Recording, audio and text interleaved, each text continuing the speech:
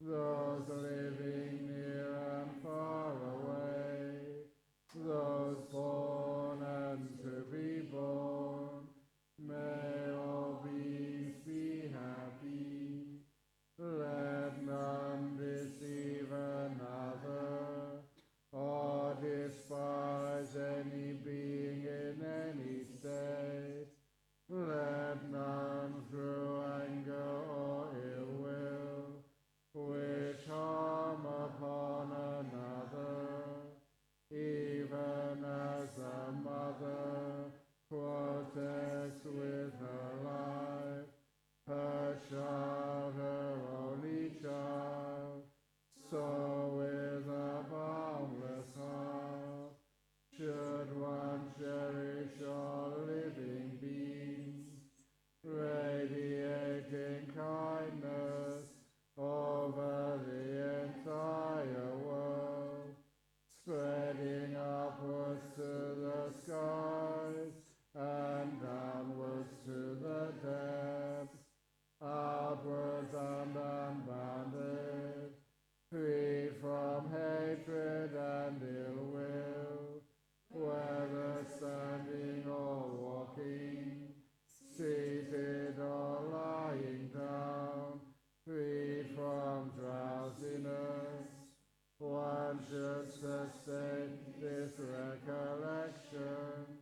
This is said to be the sublime abiding, by not holding to false views, the pure-hearted one, having clarity of vision, being free from all sense desires, is not born again into this world. Sadhu, sadhu, sadhu. Excellent. So, now there's, I'm going to say there's no box this evening. So, good. Okay, very good. Here we go. I'll try and be faster.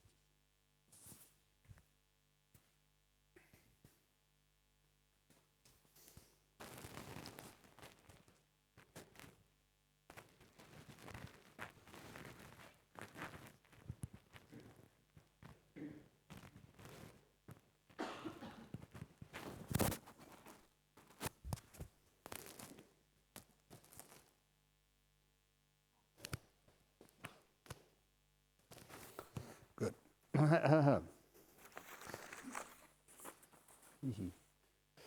Okay, question number 1. Okay. My mother passed away recently. I understand that death is part of life, etc., but I still feel this immense, overwhelming grief. Do you have any advice that can help me? And hopefully that you've all heard about that piece of advice when my father passed away. And I think I told that story already, didn't I? Early on this retreat? No, yeah, okay. When my father passed away, I was only 16.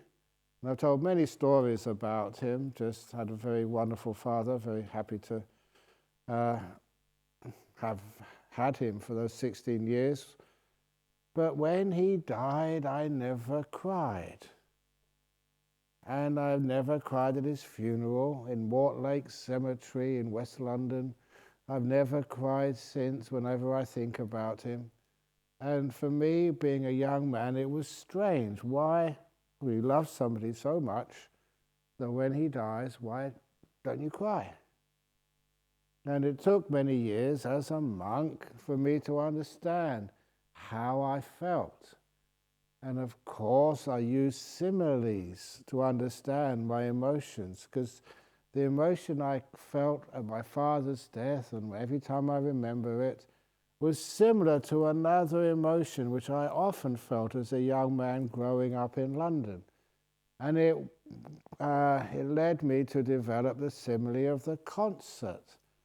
I love music, and I had all the opportunities to listen to some of the greatest musicians, from classical music to jazz music. I remember Miles Davis and, Robbie Coltrane.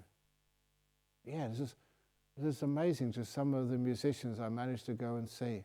And of course, the rock music with Mick Jagger, and for the Rolling Stones when I was only 11, and to see the very first concert of Led Zeppelin, and just going over into this pub with my brother. I wasn't a monk, just growing up.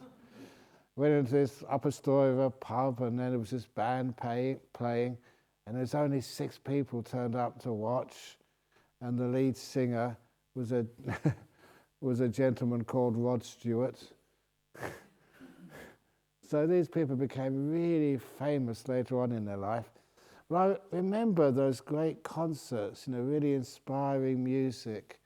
And at the end of the concert, we'd always stand up, clap, and shout for more, the encore. And that was the first thing which linked me to my father's death, because he was a very sick man, and he many times, he came very close to death, but he pulled through, almost like gave an encore for his family. But then came the time when he really did die. Just like in a concert, the musicians have to finally finish, and they pack up their instruments and go home. And so did I. And even though that some of those musicians and bands, they would continue on to give other concerts next year, this year afterwards, but it's never the same. And I knew that when those musicians had packed up their instruments, they were gone forever. I'd never hear that music in that situation again. Just like when my father died, he'd gone. The concert was over. And when I walked out of those halls and auditoriums and Albert halls and places, then when I walked out, I always remember the London evenings they weren't really wet, they were like drizzle. If you think this is miserable weather here because it's a bit cold and wet, in London it's always cold. It never really rains properly, it's just drizzle. And even the name, whoever invented that word drizzle, it was a word which totally fat the experience. It was grey, miserable, half-hearted. If you're going to rain, pour down. If you're not going to rain, just be dry. But it's halfway in between. Drizzle and cold and go out miserable. But even though I went out into the cold, dark, drizzly London night, I never felt depressed at the end of a great concert. I never sort of cried that the concert was over. I just participated and listened to some of the greatest music I'd ever heard. You know that that nun, Venerable Chanda, over in London, who I'm trying to support, get a monastery for. And she, as soon as she heard that I went to that first concert of Led Zeppelin, that when she's much younger than I am, and that's where she used to go. That was her favourite band. And when I started saying, they said, "Oh, you're so lucky." But I never felt sad when the concert was over. I felt that I was blessed by going to an amazing performance. And that was precisely what I felt at the end of a great concert, at the end of my father's death. It was the end of a beautiful concert. Instead of, just crying at his cremation, I felt like getting up and clapping. Bravo! Wonderful performance. I'll always remember that, and I always do. And that was actually where I changed, somehow or other, the whole perception of when somebody dies. To this day, I never take that as a loss, as a gain. I had that father for 16 years. That was a gain, not a loss. Yeah, I'd love to have him for 20 years, 40 years, 80 years. Just sometimes wonder what he would say now if he saw me sort of being a Buddhist teacher with a bald head. But still, I'm sure he'd be incredibly proud of me. But when I think of him, I think of what a wonderful person that was to have at that beginning part of my life. Thank you so much, Father. I never felt sad. I felt blessed, grateful that I had him for that long. So what grief is is focusing on what's been taken away. Gratitude, appreciation, love is remembering what you've had. So, your mother passed away. How many years did you enjoy being the son or daughter of your mother? How many great memories has she left you with? You haven't lost a mother. You've gained one for all those years. And that turns the whole thing around. Yeah, death is part of life. But don't make negativity and focusing on what's been taken away part of life. Focus on what you've had. Beautiful time together. Thank you so much. And you'll never forget that. And that means you don't cry. You don't feel sad. And strange as it may seem, but in that part of Thailand where I spent 9 years, in the northeast of Thailand, it would qualify as an indigenous culture, Buddhist for generations. And because where that monastery was situated, it was the local cremation ground. So we'd see funerals maybe every 3 or 4 days. It was where the villagers would come to do their funeral rites.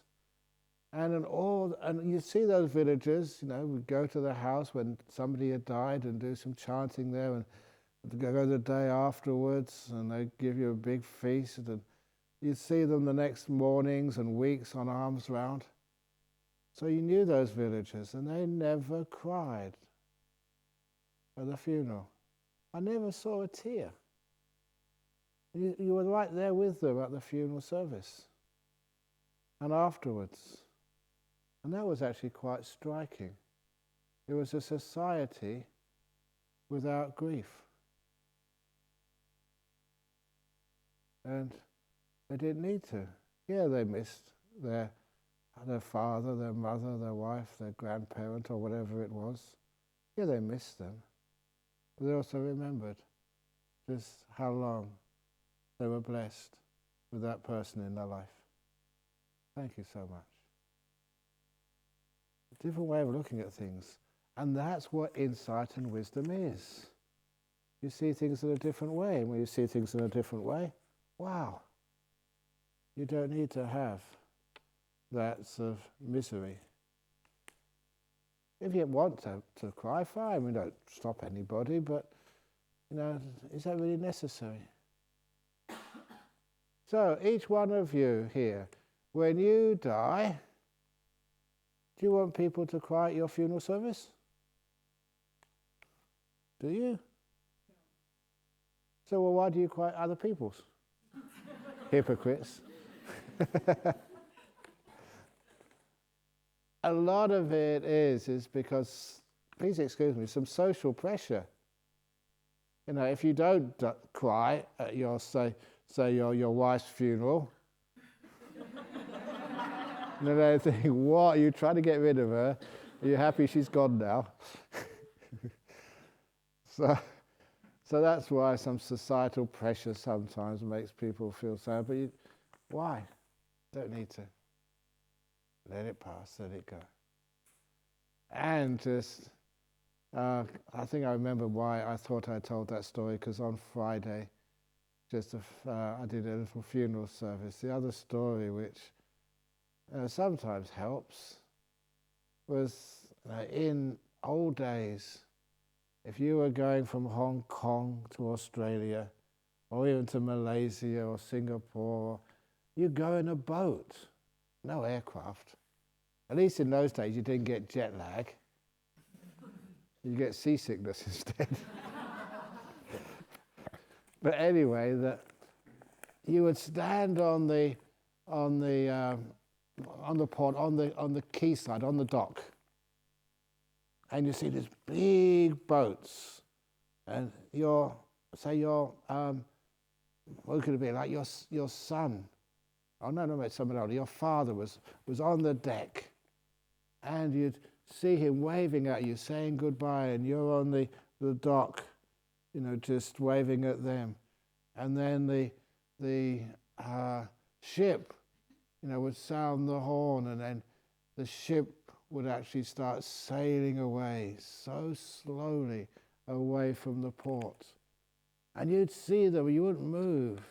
You'd actually be waving at them. They'd be waving you, see you soon, yeah, don't forget to write or come back or see you later, whatever you shout out at the person who's so important for you in your life. And then that ship goes further away, so you can't hear them anymore, but you can just sort of see them on the deck. And as it goes further away, you can't make out just one passenger from another passenger, some grey smear on the deck. One of those little spots there is the person who's so important for you in your life.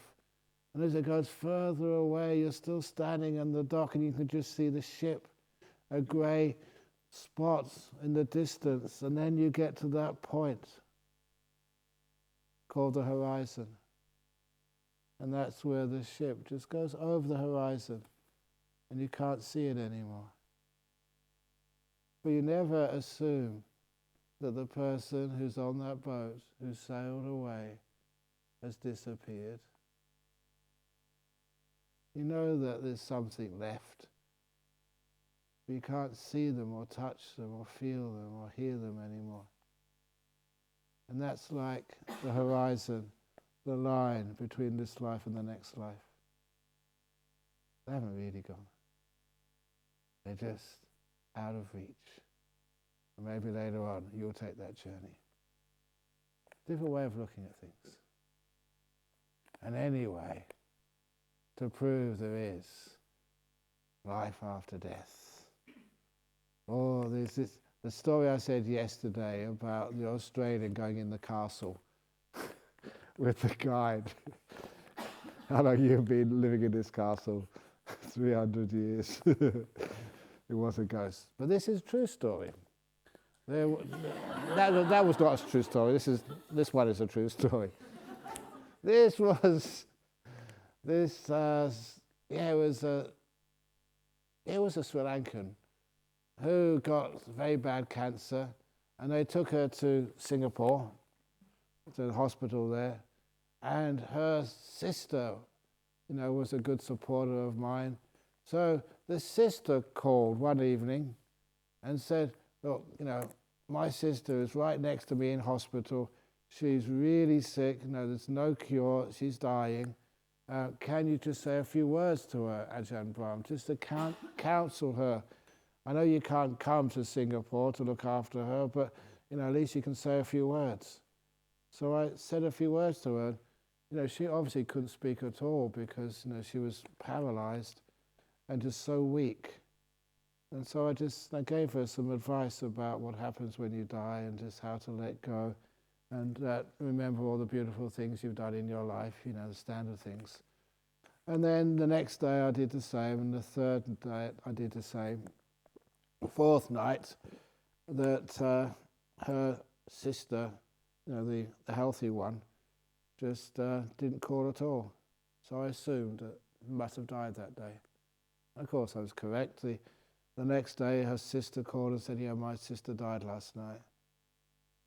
But she said, I need to tell you something, which is really weird. About, I forget exactly the amount of hours, 8 hours, 10 hours after she passed away, her sister, who was dead, sent her an email and said, thank you so much, and please thank Ajahn Brahm. And that was after she had died. And there's no way she could have put in that email while she was in the bedside, in the bed in Singapore, because she was paralyzed.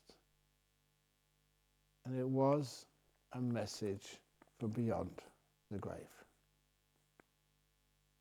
And that is the true part of the story. Sometimes I just cannot take things seriously. This is my character. So I said, from that time on, I started to understand what Gmail meant.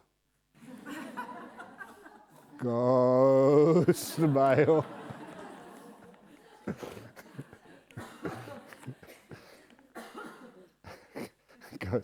That was a true story. It's amazing that it was. She sent that email after she passed away. Interesting. Anyway, so that's overwhelming grief. No, you don't feel grief. It's just you feel this wonderful sweet and sour. Yeah, you miss them, but you also thank you so much for being my son, my daughter, a wonderful person in my life. I'll never forget that, and you don't forget it. It stays in you.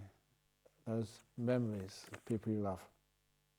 How to let go of past and future thought by being kind to them. How should your kindness to past and future thought allow to focus on the present by focusing on the breath?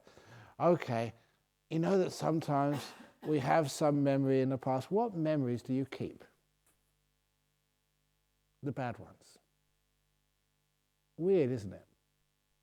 The good memories, what happened, you don't obsess so much with those.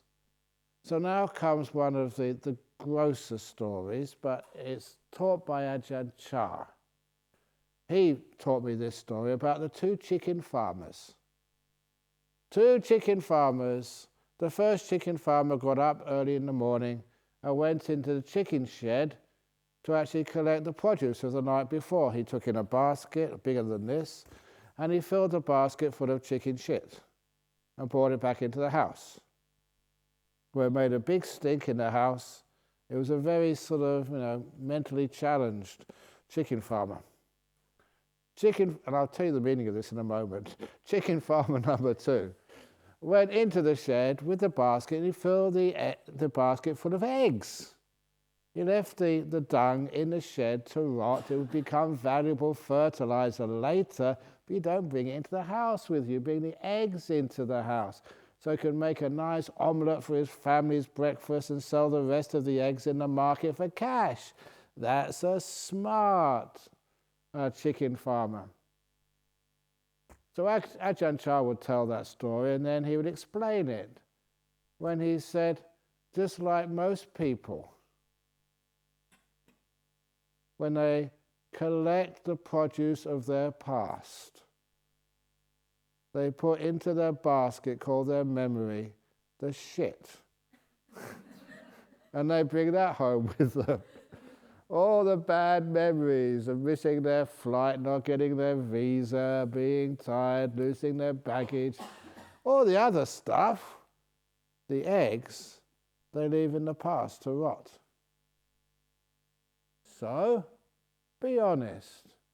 When you remember the past, you remember all those experiences when you were a kid or, with your wife, your husband, just the last week.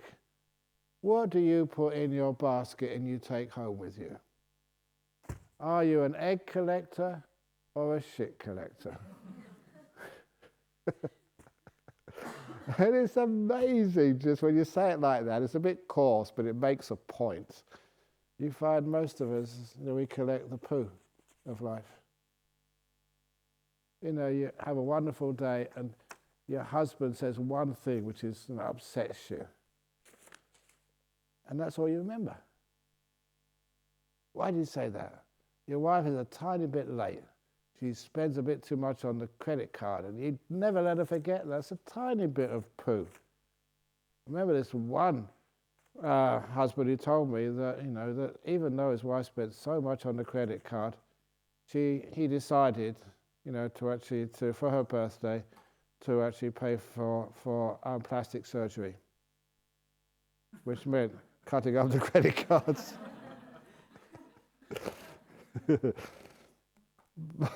But that's, so when you look at your past and all the negative things we remember, which is quite biased, frankly, then we're kind enough to remember the good parts too.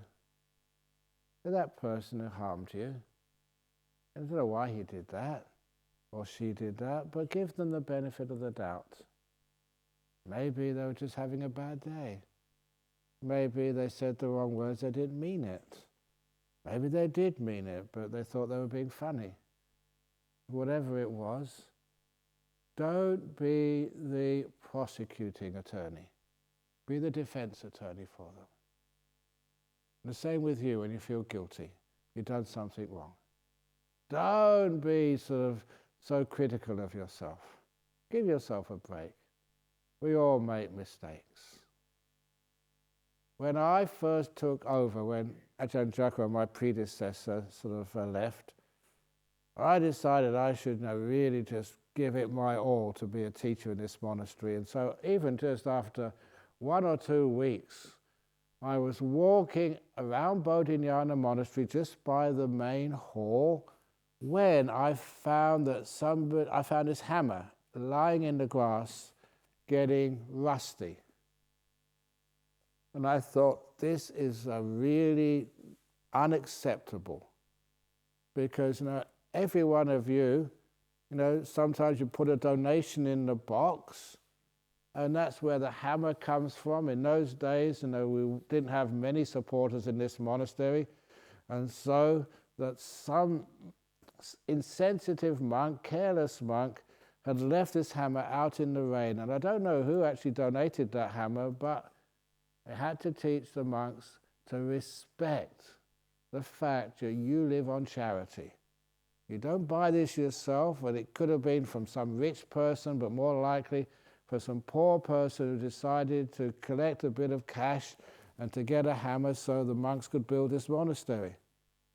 And so I went in that evening, I called a meeting, and I gave a talk. It's not just, the nice, jokey talks like Ajahn Brahm does these days. I really blasted them. It was just like Margaret Thatcher, just as a monk. It was just really haranguing them, saying this is not to be done, this is wrong, you shouldn't do this, you should respect charity, because there's many people lose faith in religions because monks, they think they deserve to be looked like royalty and they have expensive things, and then they don't look after them, and that's not on. I was really fierce. And I know I must have been fierce because afterwards all the monks were sitting dead straight. Their body language was telling me maybe I'd overdone it. And then I just asked, who did that? No one monk confessed. And that was so much disappointing me, because I thought, well, at least someone should actually own up it was them. And I thought as I walked out that maybe I was too fierce with them. Maybe they were too afraid of the consequences. And I walked out really disappointed, because honesty and just, confessing you did something wrong, at least, that's a start to training. And as I walked out the hall, I understood why none of the monks confessed that it was them who left the hammer out in the rain. After giving them a lecture, only then did I remember that it was me who left the hammer out in the rain. I totally forgot about it. I always meant I was going to come back later and pick it up and put it away. And all the time I was blaming others. I just could not see that it was me who actually did it. So it was embarrassing, but it was fun, because I always remember this story and I tell it to other people. I would turn around, went into the hall. Can you please sit down for a few moments, monks? I remember who left the hammer out. It was me. I'm sorry. After blaming and really cajoling and haranguing all these other people, that was so embarrassing. But welcome to being a human being. We make mistakes, and sometimes that. So I'm kind to my past. When I make a mistake, I tell people about it. Even today, somebody came up to me because that's right, was it father or mother was very sick in hospital, and they wanted to get some chanting.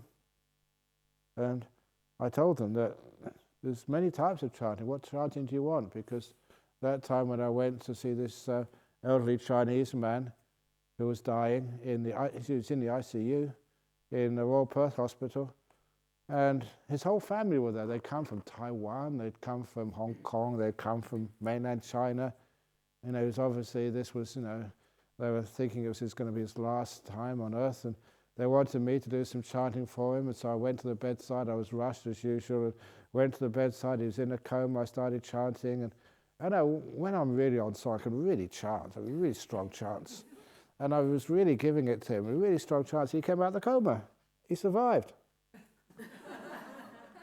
And that's when I started getting into real trouble. People were really disappointed at me because they'd come from all the different parts.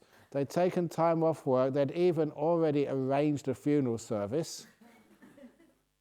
And now they all had to go home and come back 6 months later or something when he died properly and cancel all the funeral arrangements, which were very expensive because this quite old monk did the wrong chanting because they really wanted die peaceful chanting, not get well chanting.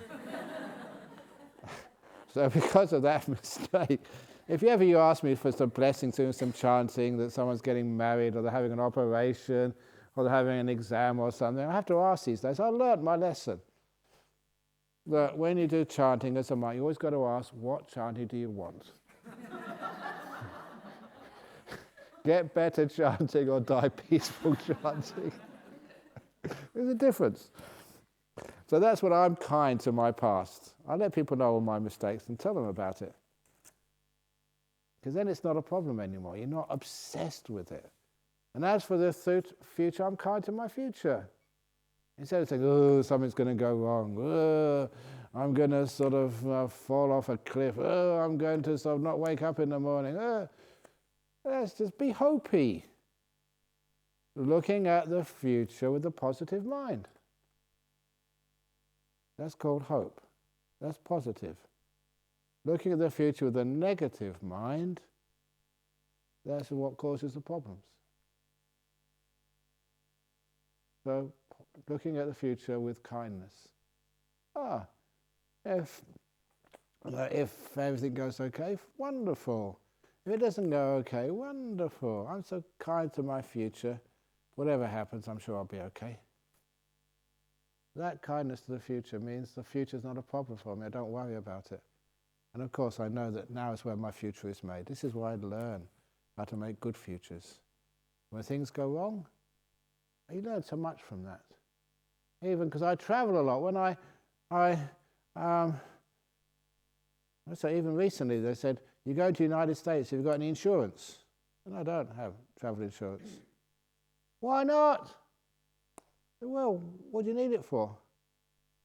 If I get to the other end, if I sort of break a leg, I've got all these people. If I go to Hong Kong, I've got all these people that would fight over who takes me to hospital. It's my turn, because I want to make the good karma. Now, you got the good karma last time. It's my turn. So my good karma is all the kindness which I've shown over my life so far. Because I've shown kindness, that's my insurance policy. And I know wherever I go in the world, if anything happens to me, there's so many people who want to help. It's your family. If you've got a good family, your family is the best insurance policy. They're always there to look after you, care for you. And actually they want to look after you. They really delight in caring for you. But sometimes I wonder that maybe I should get sick more so you can make better karma. Pretty selfish being healthy. Look at it a different way. I think many of you can understand that. Anyway, so that's how you're kind the future and the past. And you find that, it's no problem. And then you can let it go much easier. And also you have this beautiful kindness towards this present moment, just being here. And you're kind to this moment. If you're kind to things, they don't bite you. Snakes, I've had snakes crawling all over you, and they never bite you if you're kind to them. And just, I remember I was doing some chanting once, and this other monk, this French monk, I remember him, and he was doing the chanting, and then I could see there was a snake crawled up his back. And the snake's head just came up the back, just like level with his ear. And this monk could see at the corner of his eye that something was there. And he turned around, and the snake turned around. And the snake and the monk were eyeballing one another. And neither knew what to do, because the snake wasn't after a meal. They can't eat a monk.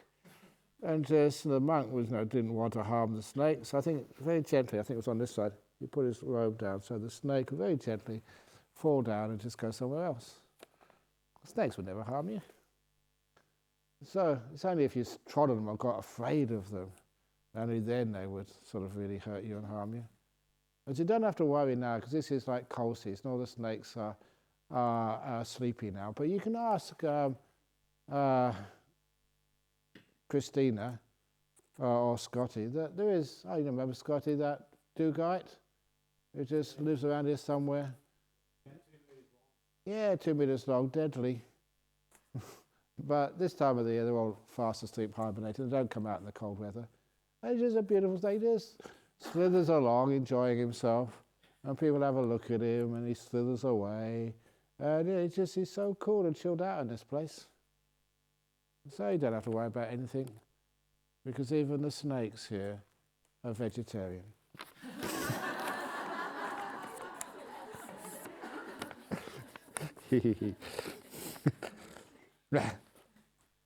Where is a true home of the mind in meditation? Thank you very much. Where is your mind? So, this is the little exercise. Are you happy now? If you're happy, put up your hand. Now keep your hand up there with your index finger. Can you please point to that happiness for me? Locate it. Where is it? Come on. Where is it? Are we just imagining it? How come you can't locate it? For those of you holding a teddy bear, where's the teddy bear? You can see it, and there, you can point to it. And those of you who've got spectacles, where's the spectacles? You can point to it. Why is it that things like happiness, love, depression, anger, those things are real, but can you point to it? And the answer is no, because those are the things which live in the mind, and the mind is not in the body. And now, this was the wisdom of one of my friends, this 6-year-old or 5-year-old daughter, grade 1 at school, was asked by the teacher, what's the biggest thing in the world? My daddy, said one little kid. No, an elephant. No, a mountain is the biggest thing in the world. And the daughter of one of my friends, a common friend to Bernard Carr and myself, and said, no, said, my eye is the biggest thing in the world. What do you mean? And he said, well, my eye can see her daddy and a mountain and so much more, if all of that can fit into my eye. Brilliant. My eye must be the biggest thing in the world. And so it was such an amazing way of seeing things that he sent a little letter to me explaining that. And then I said, 9 out of 10, because your mind can see everything your eye can see. And things you'll never see in the real world, or you can imagine. It can hear real and imaginary sounds. It can smell, it can taste, it can feel real and imaginary sensations like phantom limbs, for example. And it can also know everything you will ever experience, everything you can ever experience can fit into your mind. So your mind must be the biggest thing.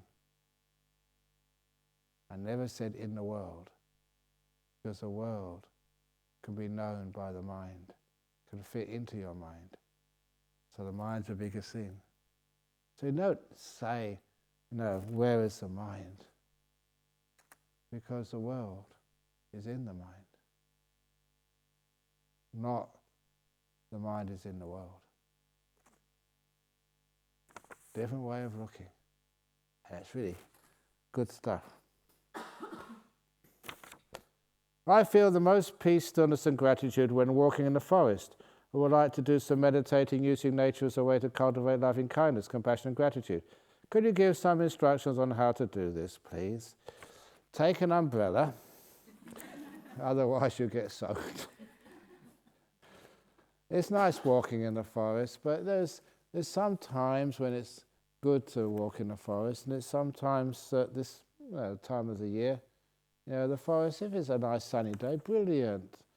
But sometimes the forest can be quite uncomfortable. It's one of the reasons why people built cities or towns or huts, because the forest can be inhospitable sometimes.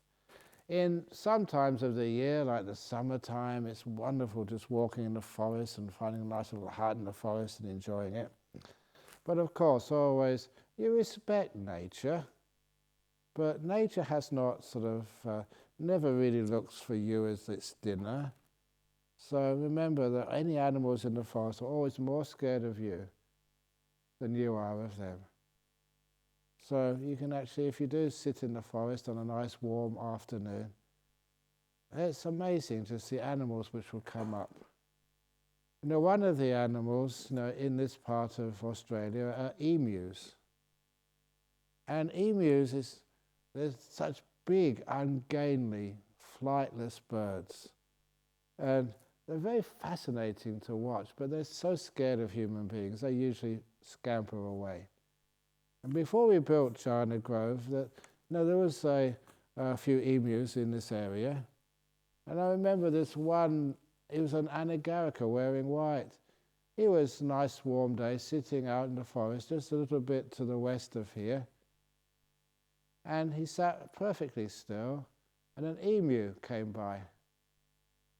And these emus, they're huge animals, and this emu saw this person sitting perfectly still, and obviously wondered who this was, what it was. And so it came right up to him, and with its beak, sniffed him. And of course he never moved, and the emu just sniffed, and then went away. And it'd be wonderful if you had that on a camera, on a video, because that is so rare that such an animal would treat a human being that way. Because he was totally non-threatening. So the emu just came right up to him, sniffed him, and then off he went. So it can be peace, stillness and gratitude when you walk in the forest, but you can't walk forever. So it's one of the reasons why you come back and you take that peace and stillness, which you found in the forest, keep it in your heart, and then you meditate with it, with your eyes closed. And that is most still, because all sights can be a little bit disturbing compared to silence and darkness. When all the sense of sight turns off and sound becomes still, and you're comfortably sitting inside your body, not walking, not going anywhere, just being here. So the forest is good, but in here is better. How to be okay with rejection and not make it personal and degrading to your personal worth. How to perceive yourself the same deserving as others. And love yourself as you love others. Oh, that's such an easy question. If you're rejected, wonderful, that's one less person you have to please in this world. It's so hard trying to live up to other people's expectations, and they don't like you, and just good riddance. So it's the same, I always turn things around. That sometimes people look at me and they say, You had a great degree. Now look at you. How much money have you got? How much have you got invested for your retirement? They got nothing. So how much do you earn? Nothing. I work 7 days every week, many hours a day. I don't get anything. And they look at me and said, I thought so, you're a loser. Whenever people call me a loser, I say, sadhu, sadhu, sadhu. Thank you for that wonderful compliment. You really understand what a meditator does. You know, you lose everything. You lose your past. You lose all the fear of your future. You lose your wanting and your jealousy and your conceit and your fear of others, what other people think of you. You lose everything. And the more you lose, the more free you are. Who needs a house? Who needs a car? Wherever I go, I've got a chauffeur wherever I go. Somebody picks me up and gives me a lift. So there's a different way of looking at things. And so, with rejection, they just, please reject me. Because you only need 1 or 2 good friends in life. And the most important friend you'll ever have in this world is yourself. If you're at ease with yourself, it ain't not perfect, but you know, I tell people all my stupid mistakes. And just to make sure that even a big famous monk, that just still, I make errors sometimes. Used to say about the nuns' monastery. So you're going to, sometimes the word is like bhikkhunis. And are you interested in seeing bikinis? And bhikkhunis, not bikinis.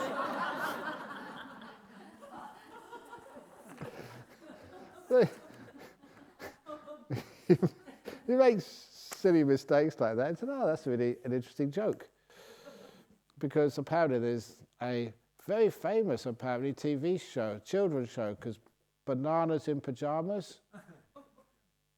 So if ever we need to raise any money for, we can always have a TV show, bikinis in.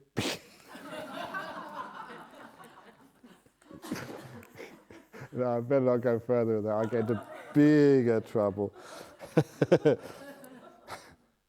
So you don't call that rejection. And sometimes when people do feel they're rejected, it's wonderful to know there's a home for you. That's one of the things with opening the door of your heart, no matter who you are, no matter what you've done. So a lot of times you can feel that rejection which people have in prisons. People are afraid of them. I mean, they've got a reason to be afraid. These are violent people, rapists, and sometimes they've got nothing to lose. So, that there's once they're in jail, they've got no fear of reoffending. They're already in jail. But that was why that a few times I went in prisons, and this one occasion, there's many people who were being raped in this jail. Men being raped by the prisoners. And so the authorities, they gave me this like biro pen. They said, this is not really a pen. This is what activates the alarm system. If you look on the ceiling, is what we told the prisoners are fire alarms. They're not fire alarms. If anyone attacks you, take your pen, point it at one of those alarms, press the top, the button. The alarm will go off, we'll know exactly where you are, and we'll come and save you. But don't tell any of the prisoners, it's secret. And number 2, put it in your pocket. I said, come on, look, I've got a robe on, I haven't got a pocket. Don't put it anywhere. So as soon as I went into my class, these prisoners, there's this really big one, the one he became a really good friend. And he took one look at me, sitting in the front, meditator, and he said, Ajahn Brahm, you've got one of those security pens as well, have you? So much for top secret. And he looked at me, really seriously. He said, "Do you think you can press that button on the top before I jumped you and raped you?" I said, "Probably not." He said, No, you wouldn't be able to. I'm too fast." But I never felt afraid because he saw I wasn't afraid. He said, "But you don't have to worry at all. You've been so kind to us in this prison. If anyone tried that, there's 6 or 7 guys here would jump them first. You're safe." And I remember that. It was just such a beautiful thing, compliment, that because I was kind and I respected the people in prison. I saw beyond the crime which they did, which gave them their sentence. So there's a human being in there, a beautiful human being. And when I saw that, at last they could see it for themselves. Then they could start loving themselves, give themselves respect. So I felt so safe in that jail.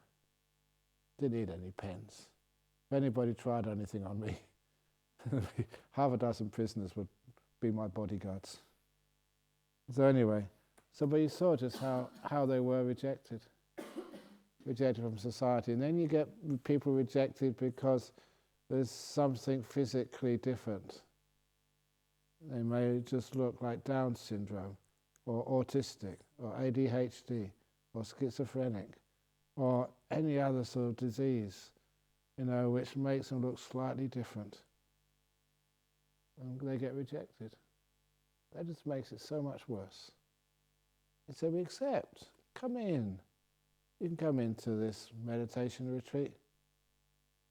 Somebody asked, when meditation retreat, who's barred from coming on a meditation retreat?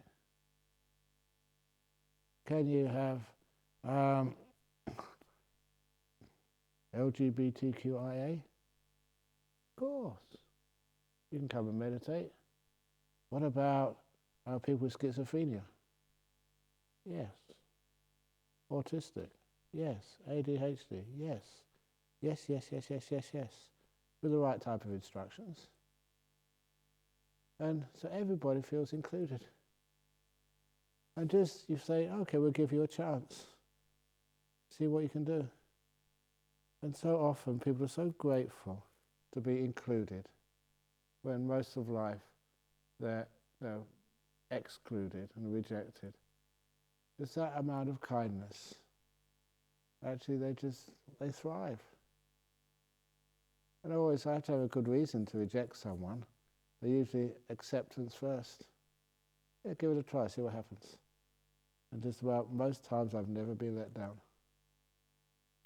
So, that's all about rejection. So whoever rejects you are just really stupid. Why do they reject you? And a lot of the time there's no real reason. Maybe afraid of you.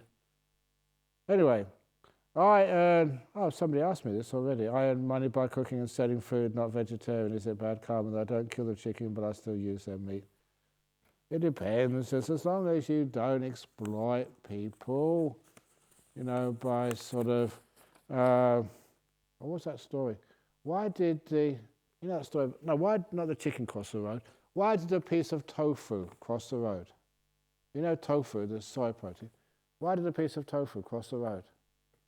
To prove it wasn't chicken. That's a vegan joke. Some vegan told me that one. So it's not bad karma. It just depends what you do, what you do it for. If a jobless person, highly educated, that's me. I'm highly educated, I've got no job. I've got a different type of work. Has paid every effort to find a job but still cannot find one after a certain period of time, how can he let go? Easy. Look, if you haven't got a job and you're highly educated, you put lots of effort to finding a job, isn't life telling you something? You're supposed to be a monk.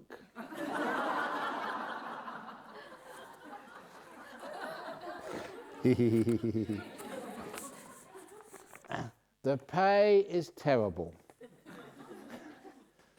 But the communal feeling is really good. And what else is The retirement benefits, out of this world. Relax to the max is a powerful mantra, thank you.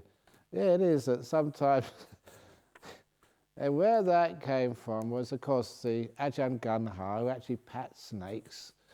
Ajahn Brahm would always go, sabai, sabai, breathe in, sabai, breathe out, sabai, which is not bad, but, to try and make it more sort of Western. Relax to the max. Because what it is pointing to, that most people don't sort of get meditation because they're far too tight. I don't know if I've said yet the simile of a guitar string. Imagine a guitar string and you really stretch it tight and then something hits it. Bing! It makes a loud sound. But imagine that same string and you loosen the tension on both ends. So it's no longer under stress. You're letting go. And then something hits it, no sound at all.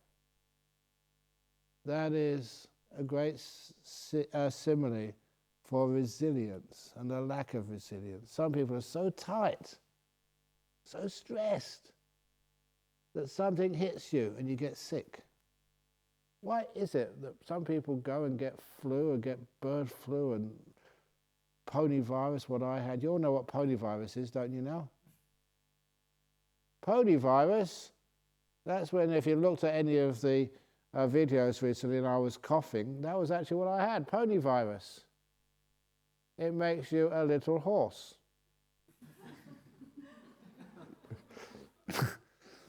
Okay, if that didn't work, I visited, I was transiting in too many airports. And what do you catch at airports? Terminal illness. And what happens? What happens if you really die? What's the last part of your body which dies, which passes away, which shuts down at death? The last part which shuts down at death is the pupils of your eyes. Did you know that? Only pupils dilate.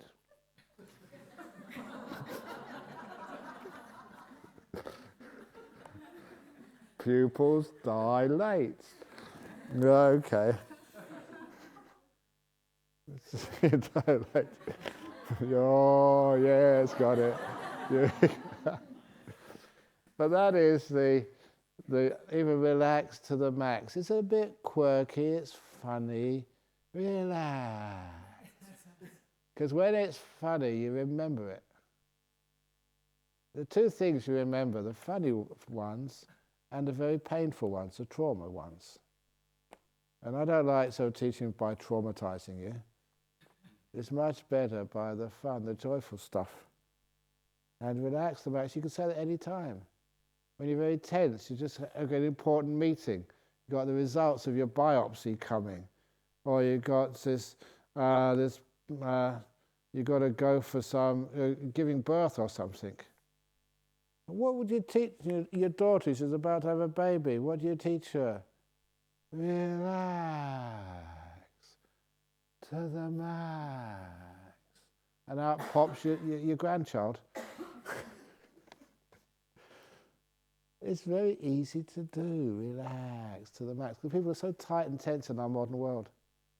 And that causes so many physical problems, so much performance failures, far too tight.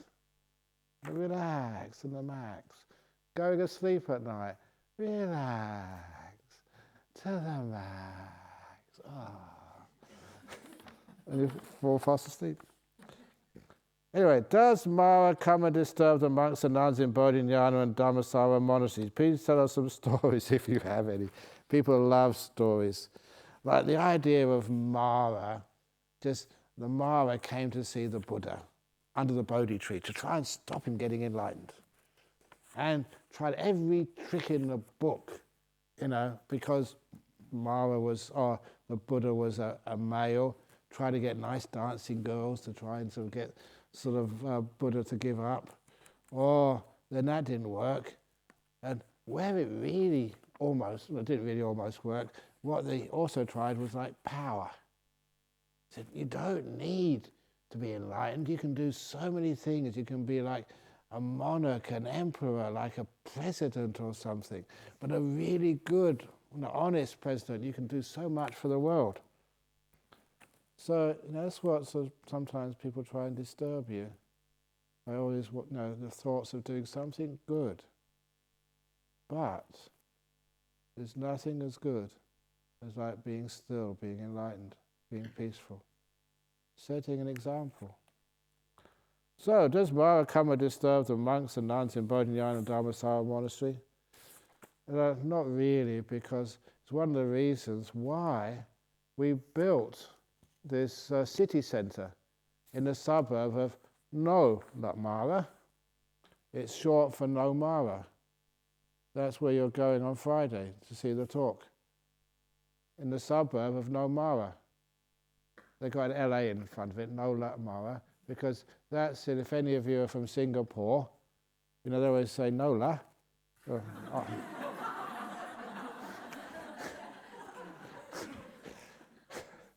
So that's what it means. No Mara, there's no Mara. So that's why. It's just it's a sort of metaphor for temptation, or for, sort of defilements, and they usually dress themselves up as something very useful. But instead of that, no. How to achieve a goal while balanced, not wanting in life. Achieving goal in life is sometimes satisfying, and it's kind of a motivation. Wanting is suffering. How to differentiate and balance. In the world, you can have some goals, but the real goal should not dominate just the path towards that goal. In other words, it's a process which is the most important part. Because otherwise, you get a goal. And I've built so many monasteries. What happens when you build a monastery? You go build another one. And another one. It's not building monasteries. It's like how you build them. It's more important. You could raise the money, but where does it go to? So you can sort of teach. But why are you teaching? Not to be a big shot monk, whatever that means. But the goals in life. Always recall that, that story, when I was at school, high school, starting to do well in school. And you do these O-levels first of all. Many of you know the O-levels, the English system. And when I was studying for my O-levels, that's when my parents and teachers said, stop playing soccer, because I loved my soccer. And then if you stop playing soccer and stay at home and do your homework, do some more study, then you pass your O-levels. When you pass your O-levels, then you'll be happy. You'll be set. They're an important part of your education. So my goal was not enjoying myself anymore. My goal was actually to pass these O-levels. And so I really worked hard and I passed. Then what? A-levels. Have you ever noticed if you pass an exam, you have to do another one afterwards? But if you fail them, then you're free.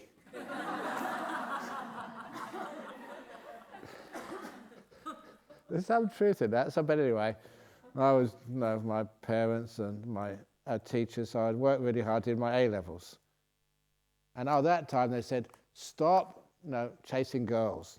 Before I was chasing footballs. But, another couple of years older, so going to parties and dances and stuff. And so I did. Well, not totally, but did enough and really worked hard and did well in my A-levels. Then what? Am I happy now? Have I fulfilled my goals? No. Now you've got to go to university and do more exams. But if you get a good degree from Cambridge University, wow, you're set for life. Yeah, a fat lot of good a theoretical physics degree did me when I became a monk. Actually, it was quite useful, that whole thing, but that's not what I really mean, passing exams. So that's when I started to really wonder. All these people kept telling me, once you fulfill this goal, then you'll be happy. Because I saw so many other of my friends, elder friends, they finished university. Were they happy? Not really. Had to get a job. Oh, you get money now, that must be wonderful. So no, it's not, because they're saving up for something. Saving up for a car, or then they fall in love and then they get married. They've got to save up, to get married, to get a little sort of place to live together and all the things necessary to start a life together. And then they usually get married. Do you remember this? You get sort of a little place to live together, just really in debt, and you think, just when I can pay off the mortgage or the home debts, then I'll be happy. And before you even get close to paying off the debts for buying your house, you have a kid. And then you think, okay, when they grow up and leave, then I can be happy. I can be free. And then you're getting so close to, you're getting so old, you start to say, when I retire, then I can be happy. And then you're not happy when you retire. And I know that because it's amazing how many elderly people come to monasteries and churches and temples when they're old. You know why? Because they think, when I die, then I'll be happy. The goal is always in the future. Do you ever actually, a lot of times the goals are just, what is the word? They promise so much, and they're always unfaithful to what they promise. To win the lottery, to actually to get healthy, to actually to have the perfect relationship, to, I don't know, even when you think, when I get jhana enlightened, then I'll be happy. You're missing a lot of what enlightenment, even jhanas, are. It's not when I get this, I'll get rid of that, then I'll be happy. There's only one place you'll find happiness and fulfillment, right here, right now, with what you've got. And then that becomes the jhana and enlightenment. Content, easily satisfied, at peace. And that transforms into bliss. When you're not doing anything, you don't need to do anything, you've got no goals. What's done is finished. Then you're free. This is, people always think that you've got to get rid of this, get rid of that, attain this and attain that to be happy. But you go that path for so many years, you never get anywhere. And one day you just say, okay, this will do. This is good enough for me. And you sit down and do absolutely nothing. No goals, no aspirations, no wanting. And that's when enlightenment starts to happen. The end of wanting. There's two types of freedom in this world. The freedom of desire. To get what you want when you want it, to search and enjoy the search of striving for something. Because actually when you get the goal, when you reach the goal, it's you've lost something. You've lost the striving. Sometimes it's a journey which people crave for, not the success at the end, because that is disappointing. So a Middle Eastern gentleman told me this years ago, said the two worst curses in the Middle East. The second worst curse, at least it's got some class to it. It's not just get stuffed or maybe drop dead or something. Whoever did this, just really thought about it. So the second worst curse in the Middle East is, may the fleas of 1,000 camels infest your armpits. May the fleas of 1,000 camels infest your armpits. I don't know why that makes me laugh. I must be a sick monk. I need to go and see a therapist. But the worst curse is really deep. And I thought, whoever made up this curse really knows what they're doing. They said, may you get what you want as soon as you want it. That's a curse. Imagine that every time you thought you wanted something and it suddenly appeared. Could you stand that? You can contemplate that. And that is, please excuse me, so much for Pure Land. People go crazy in Pure Land. Whatever they wanted, it comes straight away. You ever notice that a lot of the pleasure of the human world is in working for something, striving for it? Even if you fail, then suddenly, you manage to get something, you've achieved something. That pleasure of striving is very hard to give up. So if you already achieved something in life, you've got everything you want, you look for something else to achieve. That tightness and tension, what separates where you are from where you want to be. People crave that feeling. Which is why when they've got everything they want, what do you need anything more for? No, they're still addicted to the journey. Anyway, so I don't like goals in life. I have trouble sending metta to the people I do not care for. What should I do to be equanimous? Be equanimous? No, just send metta to the people I do not care for. Can you send metta to yourself? Is that because you don't care for yourself? It's the people who are sick, they're the ones who need the most medicine. So if the people you don't care for, they're the ones who need metta most. But if you can't care for them and send loving kindness when they're right in front of you, there's an old saying, to love the tiger but at a distance. Which makes a lot of sense. You don't go patting tigers unless you're an Ajahn Brahm or something. But after a while, sending metta to people you don't care for, at the end of the retreat you find how easy that is to do. Metta is like lighting a fire. When you light a fire, you don't light a fire by getting a match on a big wet sappy log. They will never take the flame. That's like trying to send loving kindness to people you don't care for. So start with loving kindness to people you do care for. Start with a teddy bear. So easy to send loving kindness towards a teddy bear.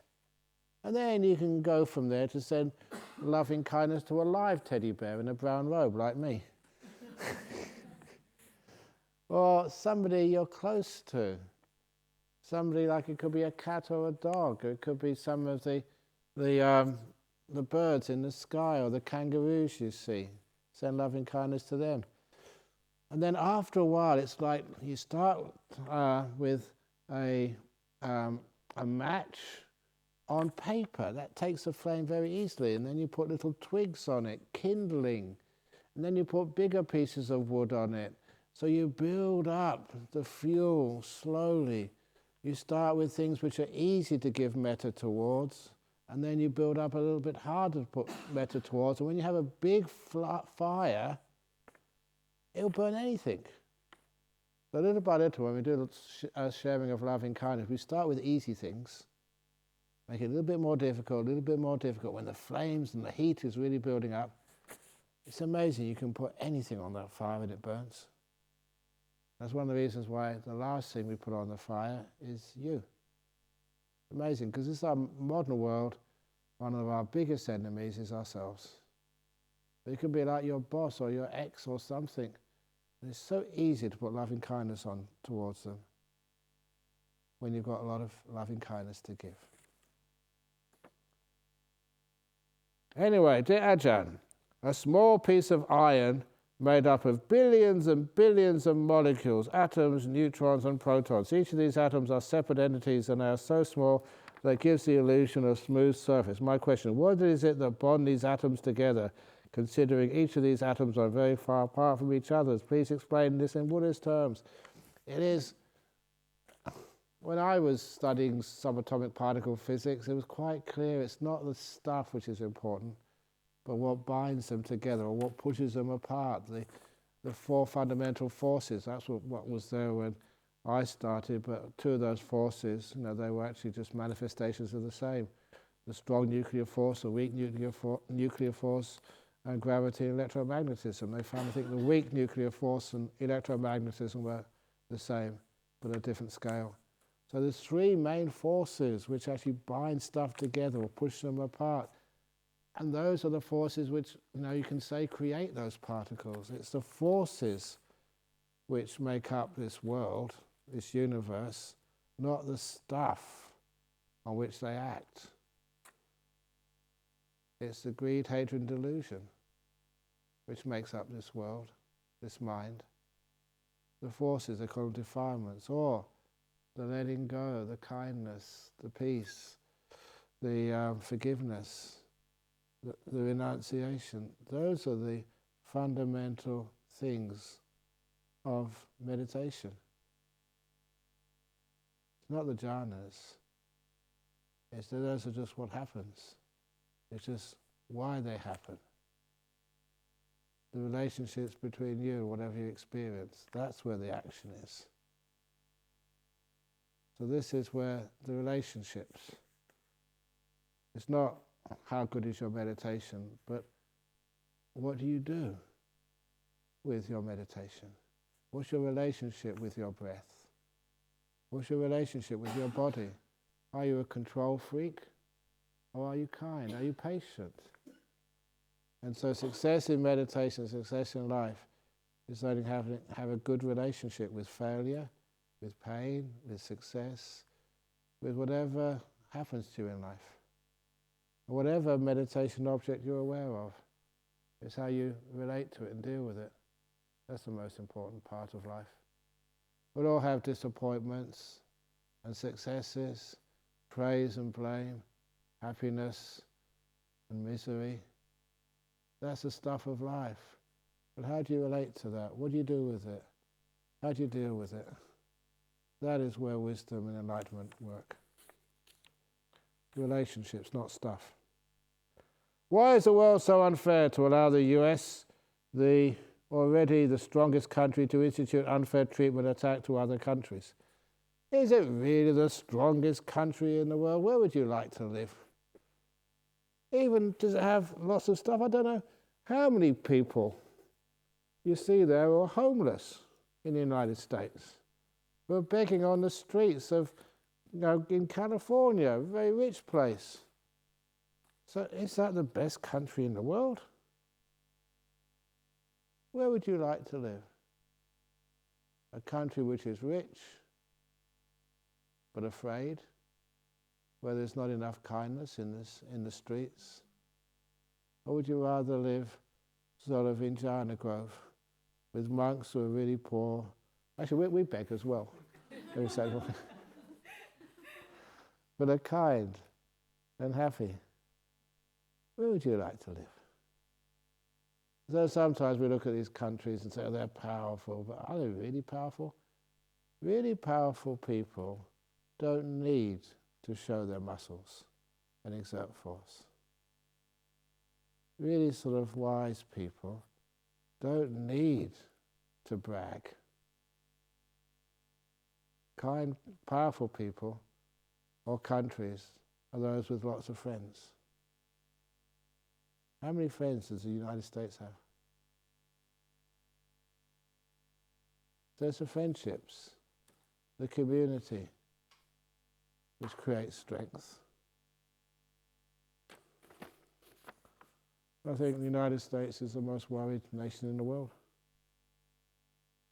I am worried that my father creates a lot of bad karma for himself. He's not a Buddhist, not religious. He is also stubborn and set in his ways. Is there anything I can do to help reduce his bad karma, generate good karma for him?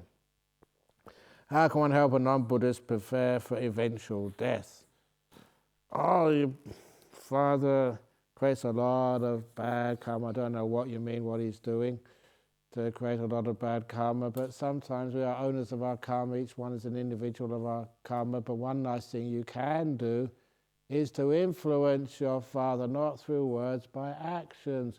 Look at him, and any nice thing he does, celebrate it. In this way, we can actually influence other people, not by criticizing their bad actions, by making sure that their good actions are noticed and appreciated. So when your father does stupid things like going to sort of get a China doll or whatever, that's what people said. That's in Singapore, the word when you have a mistress. I don't know if that's what he's doing wrong with bad karma, or he's just going and just wasting the family fortune and in the casino or something, or playing mahjong all day, or drinking, whatever, I'm not sure. But every time he does something good, that's a very lovely thing you did, Dad. That's very kind. That was very marvelous. So it's always a positive reinforcement, reinforcing of the good stuff, and just forgetting about the bad stuff for a while. That's all you can really do. And when your father gets positive reinforcement, he likes the praise, he likes the fact that you smile at him just when he does something good, then you find that you are changing him. He has that seed of goodness inside him, like everybody does, but you can't force him. The more you force him, the more he will resist.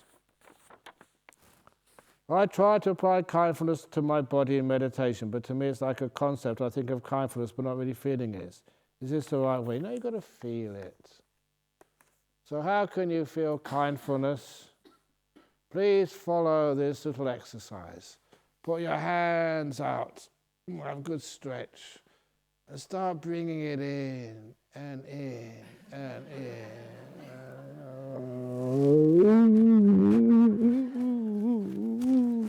Really get into it, because it's so difficult to give someone a hug these days.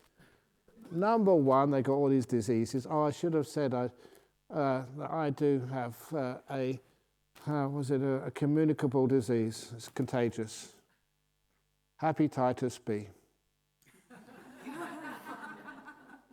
I hope you heard that right. Not hepatitis, happy-titus. Happy-titus Buddhism. It's communicable. Many people catch it from me. Sadhu, sadhu, sadhu. And you'll do that and you feel happy. Hepatitis B. What's the best blood group to have? I don't know what blood type you are. B positive. So, if you've got B positive blood, I mean, you're way ahead of the game when it comes to enlightenment. So anyway, that's one way of giving yourself a little hug. And the other thing, because you're a religious person, if I give somebody a hug, people have got, all sorts of, what do you do that for? That's sexual assault. But a guy, that doesn't matter these days. So a guy hugging a guy, or even a guy hugging a girl, and you go to jail for that sometimes. But anyway, it's just totally just trying to be kind. It's sometimes really hard sometimes, that these days, that sometimes just being kind, like a teacher gets a kid at school, and they're having a really bad day. You just want to give them a hug of kindness and love. Nothing sexual about it, but you can't do that anymore because people have got so much doubt. What did you intend by that? What was your meaning? Obviously, we have to protect children and protect sexual assault, but there is something lost in that. You can't give somebody a hug. In countries where just that's what's really necessary. It's because kids don't have time with their family or time with their parents. But anyway, that's the world we live in. So I know that I can't be hugged by anybody except by me. And that is perfectly legal. They can't call me a sexually assault on myself. And whatever I've got, I catch anyway, so it doesn't really mean anything. So I'm just hugging myself. It's really quite good. Is mindfulness and awareness the same? Yeah. Well, I'm trying to finish off the questions. Mindfulness and awareness, yeah, pretty much the same. Some years ago, I heard you saying in Hong Kong, I live in the real world. That stuck in my mind. I've been curious. How does the real world look like? It's like what the fake world looks like, first of all. I don't dye my hair. I don't, what else? You don't wear these implants. I haven't had a nose job. This is actually how I am. And I notice when you go through airports these days, they're like shopping malls. And in the shopping malls, they got fake smells, they got fake stuff everywhere. And there's so much fake in this world. Even an aircon, you're not actually realizing just what real nature is like. Have you ever got wet in the rain?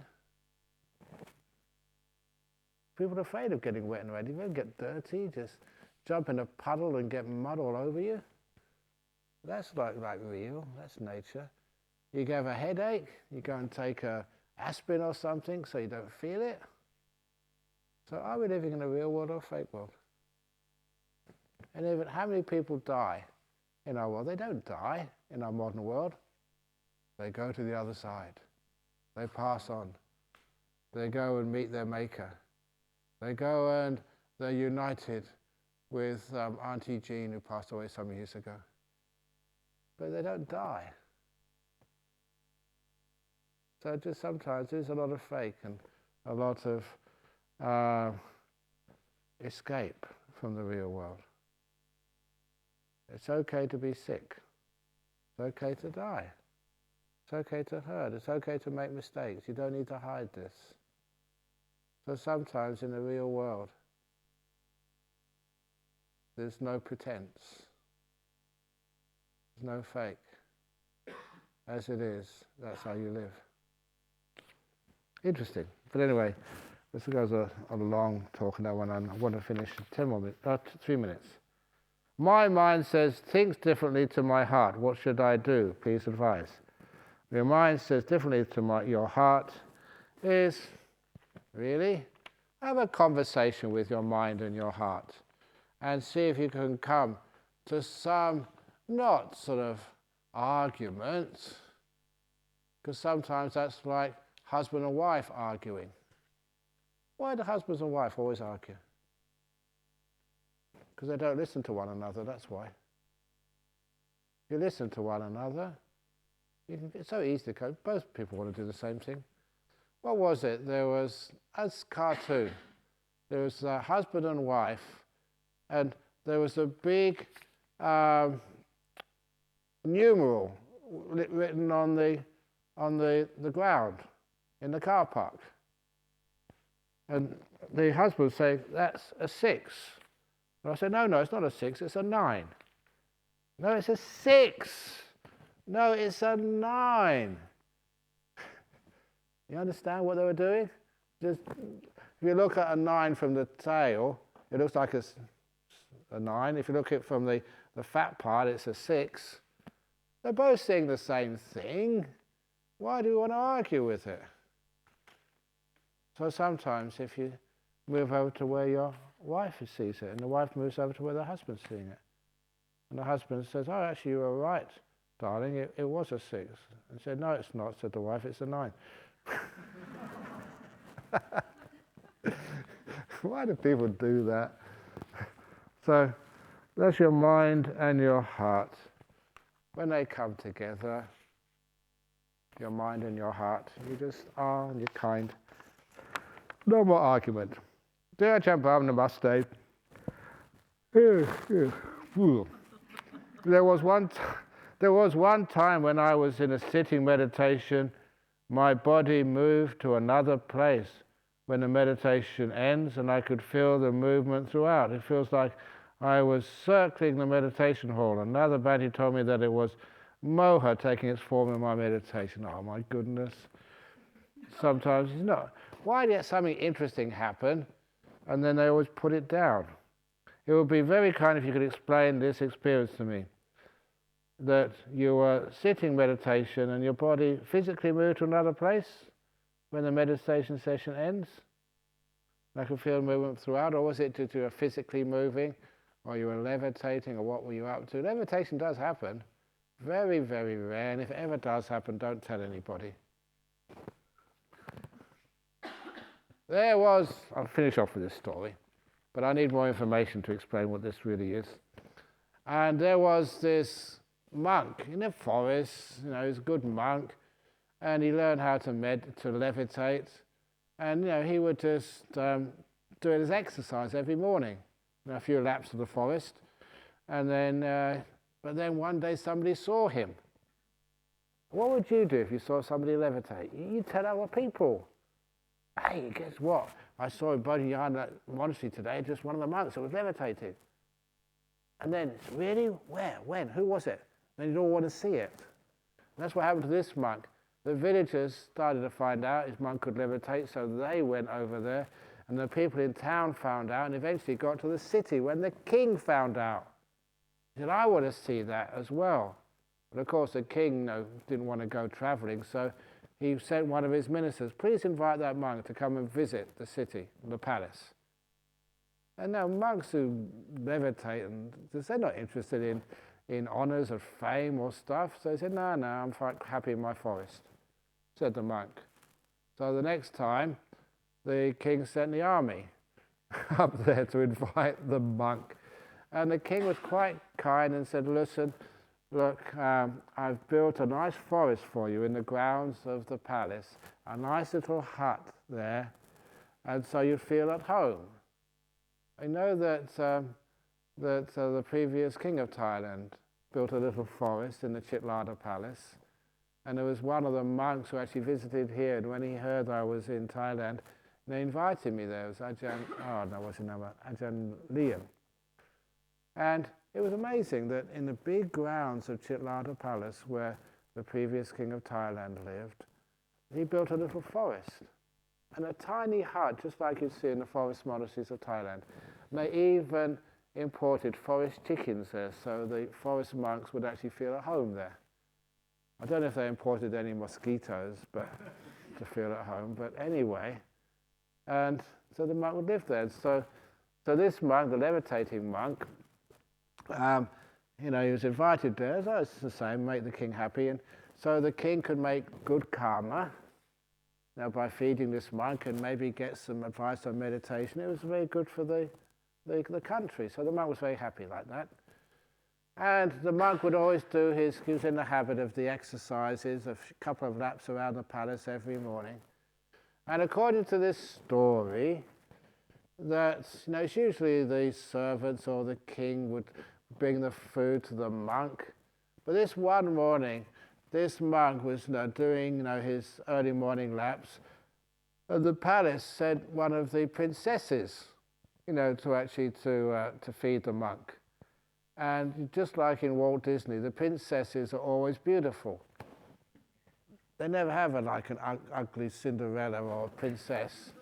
What are those? The ugly stepsisters are always ugly. But the princesses are always beautiful.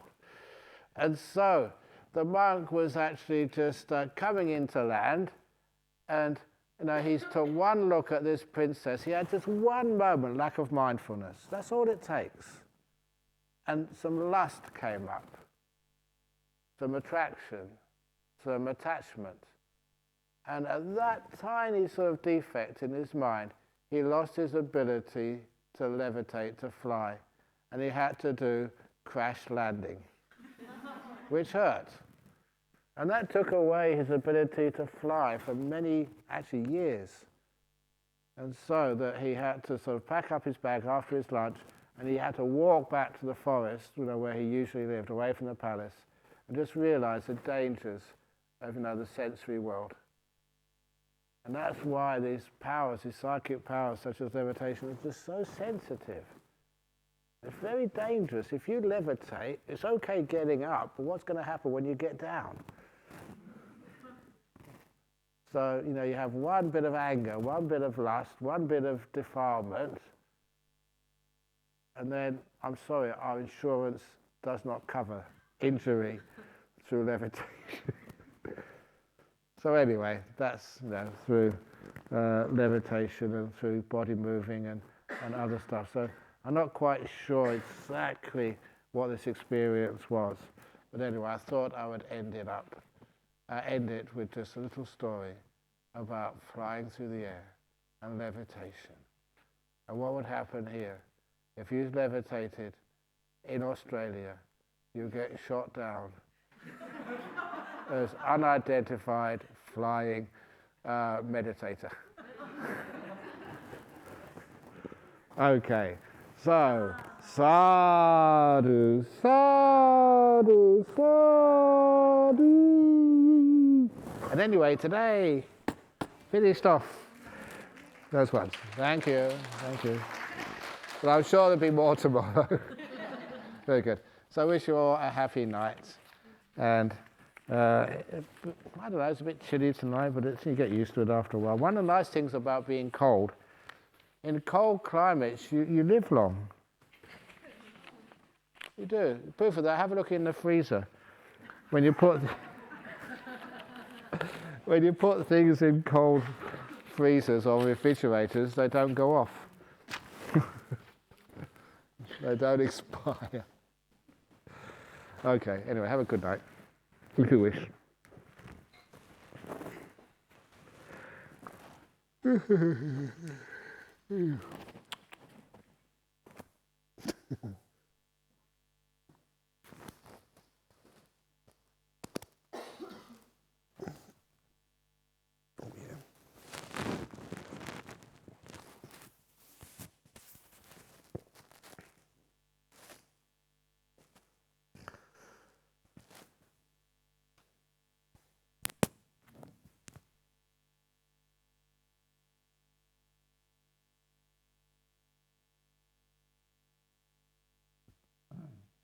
What are you waiting for?